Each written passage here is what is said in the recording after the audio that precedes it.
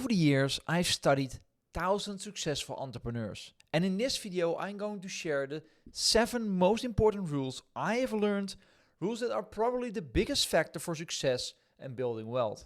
Because I've helped thousands of entrepreneurs and retirees build wealth with portfolios worth tens of millions of dollars. So let's dive into rule number 1. Rule number 1 is do what you really want. And this might seem obvious, but here's the thing. If you don't do what you really want, you will never get into that flow state, because there are so many people who get so focused on success and the money that they totally forget to have fun. And I was exactly the same way. I was chasing idea after idea, but I never checked in by myself about what I really loved. And here's what you need to ask yourself. What special traits do you have? Where do you really excel? Because building a successful business is about persistence, about staying into your power. And these are the moments of intense emotions when you are maybe thinking about stopping, about giving up. But if you do what you really made for, if you can use those special traits that you have got, you will be successful someday. But to be successful, you have to be aware of rule number 2. Rule number 2 is embrace failure. What are you going to do if you are afraid of doing the wrong things? If you are afraid of losing or afraid of failure? Because here's one thing I know for sure. When you are building a business, you are going to fail at some point. And I learned this from an interview with Joe Hudson. He taught how to reframe failure in a specific way, to see failure through a completely different lens. And the question is, how do you perceive failure? And this is exactly why you need to watch this short video about failure with Joe Hudson. The thing about failure that is so critical is that it is just an idea. And it's an idea that when you have it, because of the way that the brain is structured, when you have this idea that I failed, your ability to try again goes way down. You give up far more easily when you have this idea of, oh, I failed. This thing goes so deep.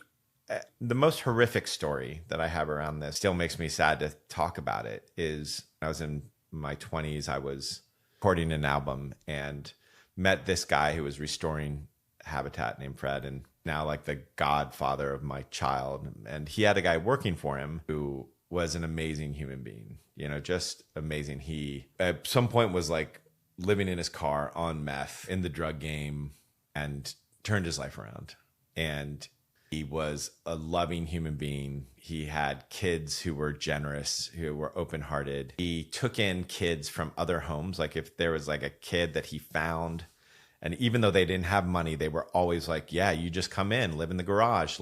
And so they had their family, they had other kids from the area that didn't have good parents. And when I went over to his house the first time, his 8-year-old offered me his toy. He was like, here's the toy, like you can have it. He was just providing this amazing nest of love, and he just really cared about his kids. And his eldest son, which was, I think, the son that kind of brought him out of his meth haze and drug haze, when he was like 17, noticed he was drinking too much, noticed that there was a problem, and he said, hey, Dad, I want to go to rehab. I want to do therapy. And his dad saw that as a failure. I failed. My son was supposed to, I did all this work, and my son still is having problems. He's going to repeat the life that I had. I remember talking to him. I'm like, dude, I don't think you screwed up. I think like for a kid to be able to see that they needed that and ask for it for themselves, like that's a huge win. And he was like, no, that's total failure. Inside of a year, he was back on meth and he was living in a car again. I saw the wife maybe like a year later, and she was just like, yeah, they didn't have the money because he was providing. And so the whole family fell apart because he had an idea that he failed. It wasn't even a true thing. If you have this idea of failure, your capacity to keep on trying and iterating goes way down. And so to really understand failure can absolutely transform the way that you do personal development work and the way that you achieve stuff in the world. So the idea of failure is time limited. Like you have to think that there is a time line on life and that there's some end to it. As long as you don't think there's an end, there is no such thing as failure.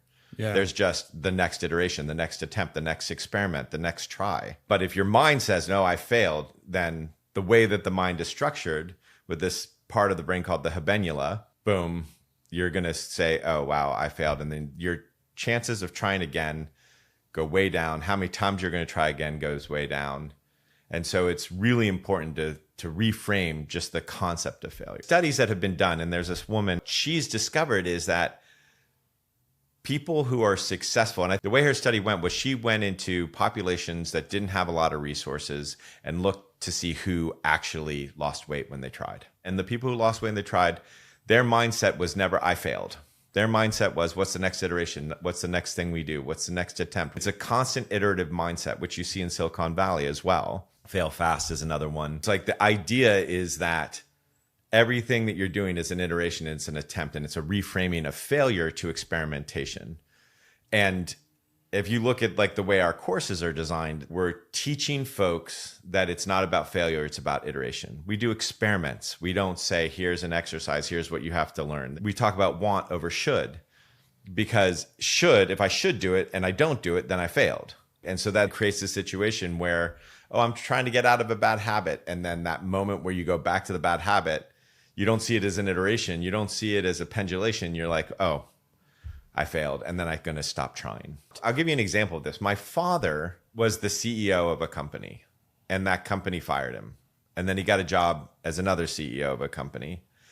And at the end of that, the owners of the company, which was another company, so he was the parent company, basically fired him and said, you failed. And my dad was just like, I'm a failure. And his whole life just like went down the tubes. It's when he started drinking heavily and everything he did went wrong. And it was just like, it was horrible, like just a horrible thing. And later on in life, I'm a venture capitalist and I am walking around this trade show looking for investments. And there's this company, it's called Lume Energy. And I was like, huh, that sounds a lot like the company my dad ran called Lumen Optics. So I went over, I was like, what do you guys do? And they told me this is what we do. I was like, wow, this sounds like a company called Lumen Optics. They're like, oh, that's who we used to be. I was like, really? Like, well, my dad used to, run the company. And they're like, oh, John Hudson, yeah. What I found out was that my dad was so successful at running the company that the parent company that didn't want this company to exist because it was a competitive product to their main, manufacturing facilities and everything like that, basically shelved the company.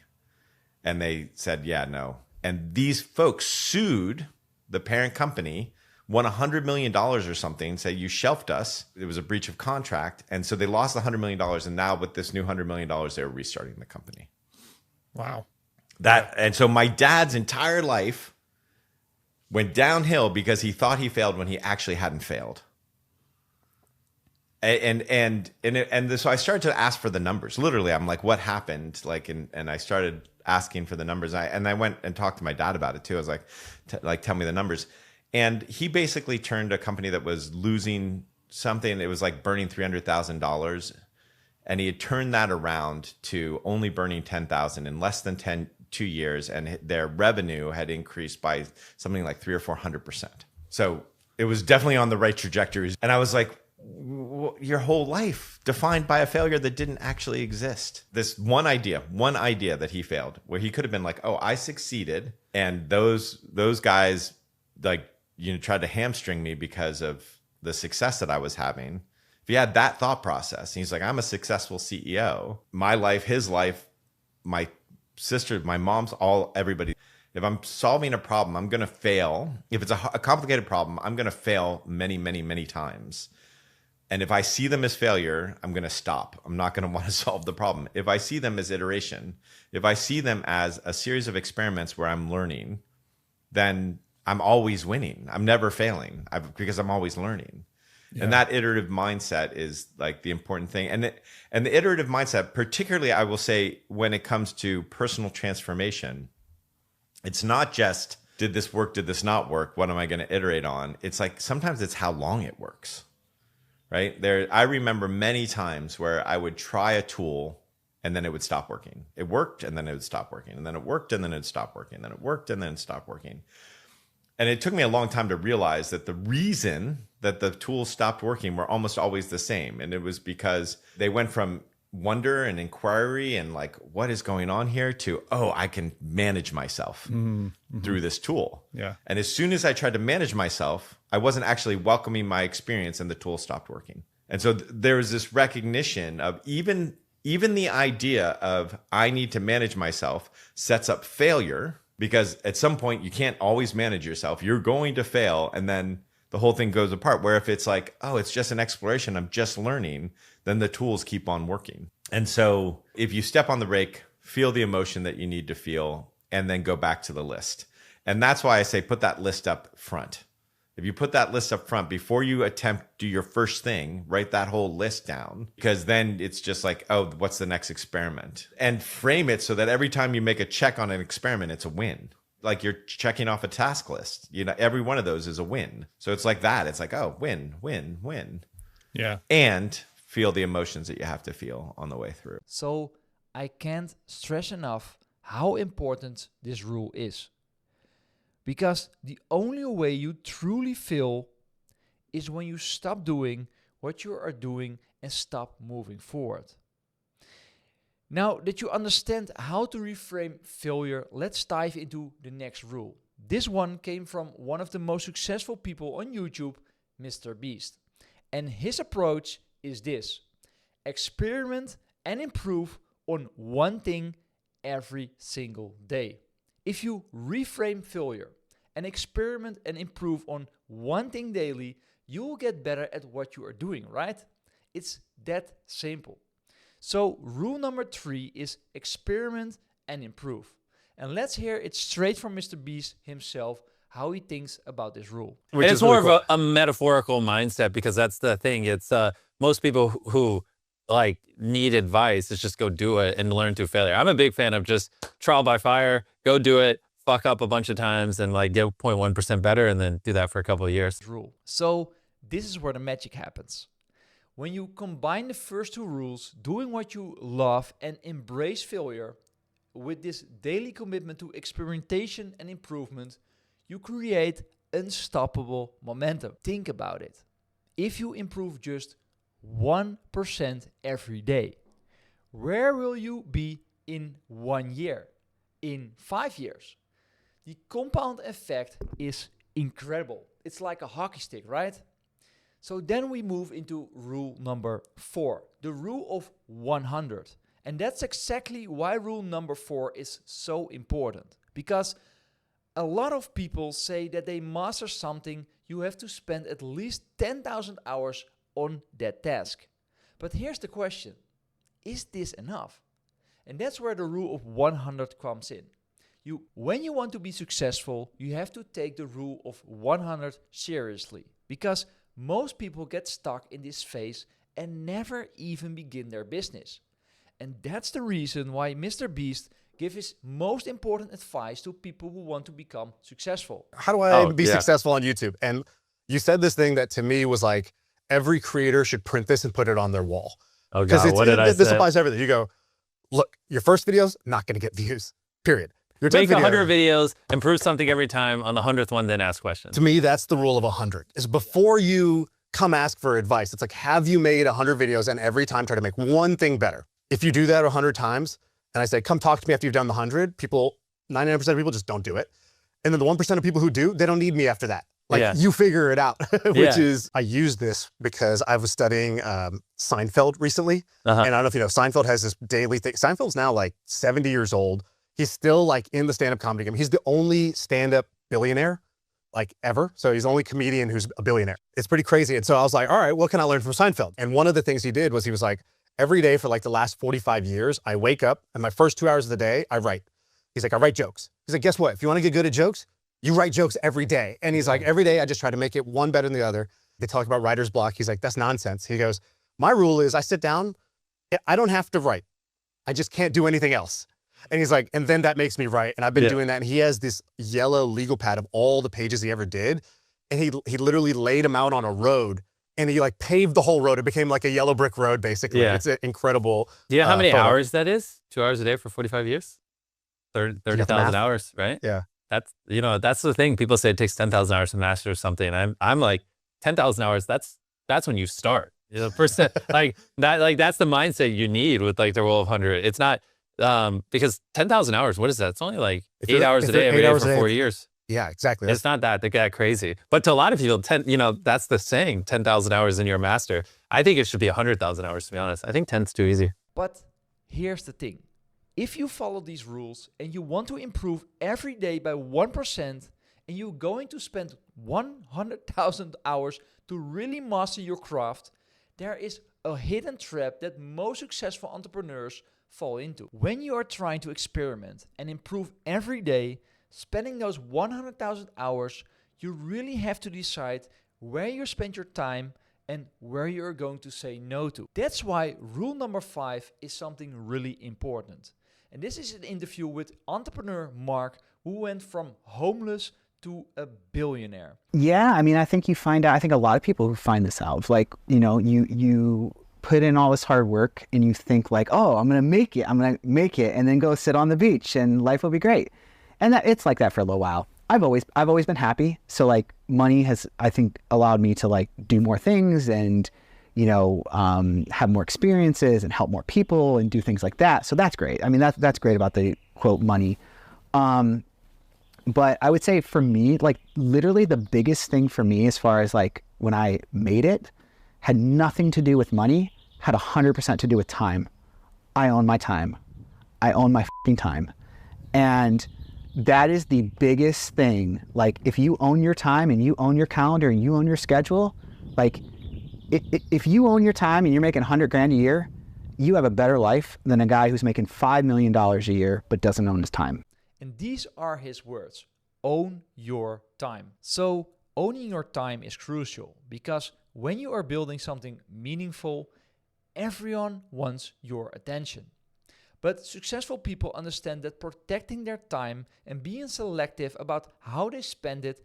Going into business and wanting to do something and they say like they want a lifestyle that's here, but the business they're going into, if they're the most successful at that business, their lifestyle is only going to be here. And the game they're playing doesn't match with the lifestyle they're trying to achieve. And then we move into rule number 6. Money is not equal to happiness. And yes, then we have rule number 6. A lot of people want to become successful because of the money, because they think money equals happiness. And this might seem obvious, but you want to be happy before you have the money. Money isn't going to make you happy, but it is useful to have. It gives you more freedom to work on what you really want to work on. So let's see what Mark has to say about money equals happiness. And I always thought money is happiness because of this experience that I had with him, which I'll tell you about. But later on in life, I realized money is not happiness. You know, you can be happy. Money doesn't make you either more happy or less happy. It just kind of allows you to become more of who you are and do more of the things you want to do. Makes life easier. But here's the truth. If you are chasing success just for the money, you will never be satisfied. The happiness has to come first. It's about chasing happiness with enough money to do the things you like. And a lot of entrepreneurs forget this last step, and that is enjoying their time and spending the most. And a lot of entrepreneurs forget this last step, and that is enjoying their time and spending the money they have. And that is rule number 7. You have to experience life and enjoy the most important moments in your life with the people you really love. Because let's be honest here, right? The most important thing in life is experiences, is traveling, is that special place on earth and making the time to experience this time with the people you love. Experience life, not just working to have more money. But here's what I've noticed after studying those 1,000 successful entrepreneurs. There is one thing they all have in common. Something that goes deeper than just following rules or strategies. Every single one of them, they don't just see where they are now. They see exactly where they are going. They have a vivid, detailed picture of what their successful life looks like. And this vision is so clear, so compelling, that it pushes them forward even when everything else falls apart. But here's the thing that most people get wrong about vision. It's not about just setting goals or writing down what you want the most. And that's something I will be sharing in this video. There is a specific way these 1,000 successful entrepreneurs create and use their vision that makes all the difference. So see you in the next video.